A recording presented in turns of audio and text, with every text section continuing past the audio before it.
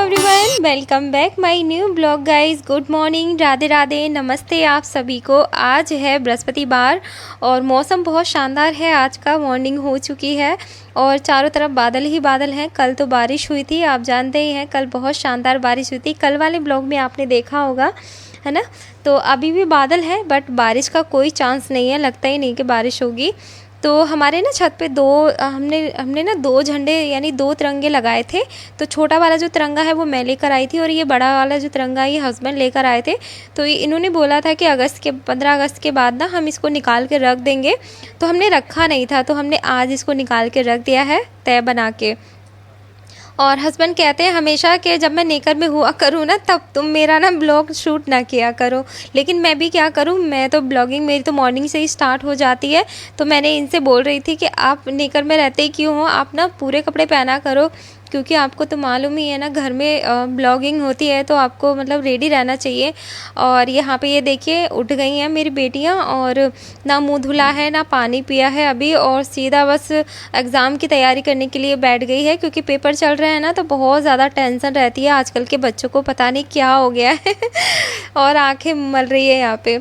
और यहाँ पे दो कबूतर बैठे थे सामने, तो वो एक दूसरे का सर खुजा रहे थे ना, तो मुझे बहुत अच्छा लग रहा था। तो मैंने सोचा चलो वीडियो शूट कर लेते हैं इनकी, क्योंकि ये मोमेंट भी कभी कभी देखने को मिलता है।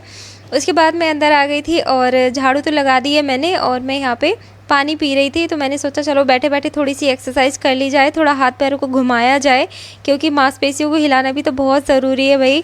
और अगर हम योगा एक्सरसाइज करते हैं तो हम पूरा दिन ना एक्टिव रहते हैं और मूड बहुत अच्छा रहता है। और वैसे भी जिस किसी को हार्मोन्स की प्रॉब्लम होती है, जिस किसी लेडीज़ को, तो उसके लिए तितली आसन तो 100% काम करता है, यानी 100% वर्क करता है। और ये मेरा खुद का आजमाया हुआ नुस्खा है। अगर आप तितली आसन करते हैं ना, पीसीओडी है आपको, या फिर पीरियड्स ठीक से नहीं आता है और या चिड़चिड़ापन रहता है, या फिर बहुत हैवी फ्लो आता है, किसी को बहुत कम आता है, तो ऐसे में ना तितली आसन बहुत अच्छा रहता है। इससे डाइजेस्टिव हेल्थ भी बहुत अच्छी रहती है। तो आप ना तितली आसन ज़रूर किया करो। और बहुत हैवी आप वर्कआउट नहीं कर पाते हैं, जैसे बहुत ज़्यादा लेडीज़ ऐसी होती है हाउसवाइफ कि उनको मतलब वर्कआउट करने की आदत नहीं होती, हैवी वर्कआउट करने की आदत नहीं होती, तो मैं उनको ये बोलती हूँ कि आप लेटे लेटे या बैठे बैठे ही बहुत सारे ऐसे आसन हैं जो आप कर सकते हैं बैठ के। और लेडीज़ में ज़्यादातर डायबिटीज़, थायराइड और हॉर्मोन्स प्रॉब्लम जो है वो कॉमन है। और हाँ, चौथी प्रॉब्लम है वो है कॉन्स्टिपेशन की। तो ऐसे में क्या होता है ना, हमें थायराइड बहुत जल्दी होता है। सबसे पहले आप अपने कॉन्स्टिपेशन की समस्या को दूर करें, उसी की वजह से सारी परेशानियाँ बॉडी में आती हैं। अगर आपको कॉन्स्टिपेशन रहता है ना, तो आपको हाई बीपी, लो बीपी और हॉर्मोन्स प्रॉब्लम, लिकोर या गैस एसिडिटी, ये सारी चीज़ें आपको होना स्टार्ट हो जाएंगी अगर आपका पेट ठीक नहीं है तो। और यस भी बाहर बैठ गई थी पढ़ने के लिए, तो मैंने सोचा चलो मैं अब झाड़ू पोछा, मतलब झाड़ू तो मैंने लगा दी थी, पोछा लगा देती हूँ। और किट्टू मेरी तैयार हो गई है, उठ के नहा के आ गई है, वो जा रही है पूजा करने के लिए।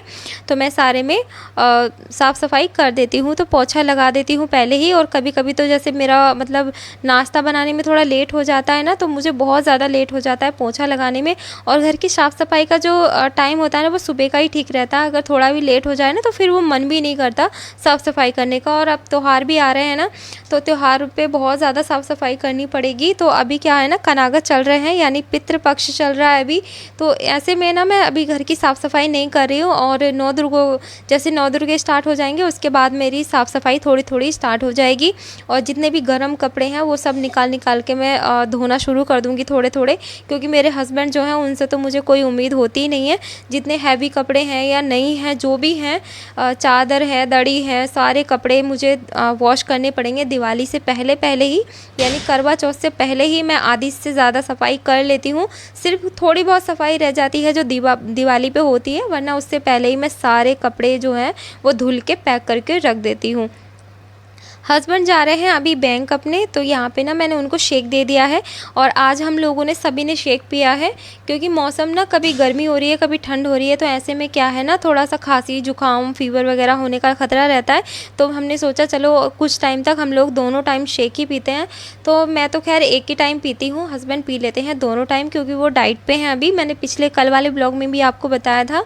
और परसों भी आपको बताया था कि मेरे हस्बैंड डाइट पे चल रहे हैं और उन्होंने अभी तक 1 हफ्ते में उन्होंने 3.5 किलो वेट लॉस कर लिया है। और वो दोपहर में खाना खाते हैं, सुबह शाम शेक पीते हैं और ग्रीन टी वगैरह पीते हैं। हेल्दी स्नैक्स में उनको जैसे वो बाहर होते हैं तो सेब या अमरूद वगैरह खा लेते हैं लेके, और वो कुछ नहीं खाते। और आज मैं बना रही हूँ बहुत ही स्पेशल चीज़ जो कि मैंने आज तक कभी नहीं बनाई है, बिकॉज़ पहली बार बना रही हूँ। तो देखते हैं आज ये कैसे टेस्ट इनका लगता है। तो पता है मैं ना लौकी के कोफ्ते बनाती हूँ तो मेरे हस्बैंड बिल्कुल नहीं खाते। तो आज मैं बना रही हूँ पत्ता गोभी के कोफ्ते। ये बहुत टेस्टी, बहुत यम्मी लगते हैं। आई थिंक आप इन्हें एक बार बनाकर खाएंगे ना तो आपको ना लौकी के कोफ्ते खाने का मन नहीं करेगा। मतलब हाँ, लौकी के कोफ्ते भी अपनी जगह अच्छे लगते हैं, लेकिन इनका टेस्ट ना मुझे और भी ज़्यादा लगा। इसलिए लगा क्योंकि मैंने फ़र्स्ट टाइम बनाए हैं, और वैसे भी पत्ता गोभी जो होती है ना वो अच्छी लगती है, मतलब मुझे तो बहुत अच्छी लगती है।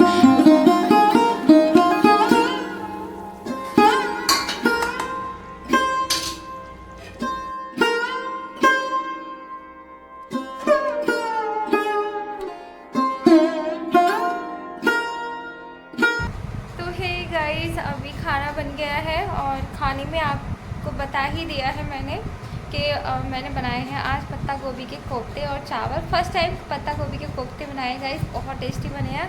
और मैंने थोड़ा सा चख के भी देखा है, यानी खा लिया है। तो लड्डू को भोग लगाया था ना मैंने एक कोफ्ते का, तो मैंने वो कोफ्ता खा लिया था। और अभी मैं थोड़ी देर आराम करूँगी, वीडियो एडिट करूँगी, और फिर दोपहर में हस्बैंड आएंगे तो उनको खाना खिला दूँगी। रोटियाँ बना के रख दी हैं, रोटी चावल और कोफ्ते की सब्ज़ी बनाई है। और उसके बाद जाऊंगी ऑफिस पे। तो ऑफिस पे आज शाम के टाइम ही जाऊंगी, अब दोपहर में नहीं जाऊंगी। अब थोड़ी देर आराम करती हूँ, और वीडियो एडिट करना भी बाकी है अभी, तो बहुत सारा काम है बाकी। और मैं थोड़ी देर आराम कर ली थी, उसके बाद फिर से मैं उठ गई थी। तो शाम के अभी मतलब शाम का टाइम है, और मैंने ना सोचा था कि मैं आज कपड़े वॉश नहीं करूँगी, लेकिन आज मैंने जब मशीन खोल के देखी ना, मतलब 3 दिन के बाद मैंने फिर से मशीन लगाई तो बहुत ज़्यादा कपड़े हो गए थे। स्पेशली बच्चों के तो बहुत ज़्यादा हो गए थे, तो मेरे भी कपड़े थे। और हम लोग ना क्या करते हैं, सुबह को भी नहा धो के दूसरे कपड़े पहनते हैं, फिर शाम को भी चेंज करते हैं, सोते टाइम दूसरे पहनते हैं। तो यही जो आदत है ना, वो मेरी बेटियों के अंदर भी है और हस्बैंड के अंदर भी है। तो हम सभी लोग ऐसे ही करते हैं, तो जिसकी वजह से जो हमारे कपड़े हैं ना वो बहुत ज़्यादा हो जाते हैं वॉश करने के। इधर बच्चों की ड्रेस वगैरह भी हो गई थी, तो फिर मैंने सोचा कल को भी टाइम नहीं मिलेगा, अगर मैं बाहर चली गई या ऑफिस पे चली गई तो टाइम नहीं मिल पाएगा। तो मैंने सोचा कि आज मुझे कुछ काम भी नहीं है, ऑफिस पे भी नहीं जाना है, तो मैंने सोचा चलो आज मशीन लगा ही देते हैं। वैसे हमारे यहाँ बृहस्पतिवार में मैं कपड़े नहीं धोती हूँ। मेरी सास और मेरी मम्मी के यहाँ पे तो कोई भी ऐसा विचार नहीं था, लेकिन जब से मैं बाहर रहने लगी हूँ तो यहाँ पे आसपास वालों को देखते हुए ना थोड़ी मेरी मेंटलिटी भी वैसी ही हो गई है। तो कहते हैं ना, जैसे माहौल में रहते हैं हमें वैसे ही ढलना पड़ता है। तो मैंने सोचा चलो मैं भी नहीं धोती हूँ, लेकिन फिर भी कभी कभी माइंड में ये चीज़ आ जाती है कि चलो पहले भी तो धोते थे यार, अभी धोते हैं तो क्या हुआ, अभी भी धो देते हैं, कोई दिक्कत नहीं है। तो मैं ना कभी कभी जैसे इग्नोर कर देती हूँ, और जब काम बहुत ज़्यादा होता है तो जो काम करना ही होता है तो वो मुझे ना करना ही होता है। ऐसा नहीं है कि मैं टाल दूँ उस काम को। तो मुझे कपड़े धुलने ही थे तो मैंने धो दिए अभी, और क्या करती, फिर बहुत ज़्यादा कपड़े हो गए थे। और कल को भी जैसे मुझे अचानक में कहीं जाना पड़ जाता है तो फिर से मैं कल भी नहीं धो पाती, तो इसकी वजह से ना और भी ज़्यादा कपड़े हो जाते। और कपड़े तो धो रही थी तो बादल हो रहे थे बहुत ज़्यादा, और मुझे उम्मीद भी नहीं थी कि इतनी जल्दी सूख जाएंगे। तो एक बार तो मैं पछता रही थी धो के कि मैंने शायद गलत धो दिए, और बिल्कुल भी धूप नहीं आ रही है, बादल हो गए थे, चारों तरफ बादल ही बादल हो रहे हैं। वरना 1 घंटे की धूप में जो मशीन के सूखे हुए कपड़े होते हैं 1 घंटे की धूप में बहुत अच्छे से सूख जाते हैं वो। तो बादल नहीं हो रहे थे, पहले तो धूप हो रही थी, उसके बाद बादल हो गए थे, सॉरी। और अभी क्या है, बच्चे जा रहे हैं ट्यूशन, तो मैं यहाँ पे इनके बाल भी बांध दे रही हूँ। और मैं इन्हें समझाती रहती हूँ बीच बीच में, बेटा जब नहाते धोते टाइम ना अपने छोटे छोटे जो कपड़े होते हैं उनको वॉश करके डाल दिया करो, क्योंकि कपड़े बहुत ज़्यादा इकट्ठे हो जाते हैं, और कपड़े बहुत ज़्यादा इकट्ठे हो जाते हैं तो उनको धोने में भी ना बहुत ज़्यादा टाइम लगता है।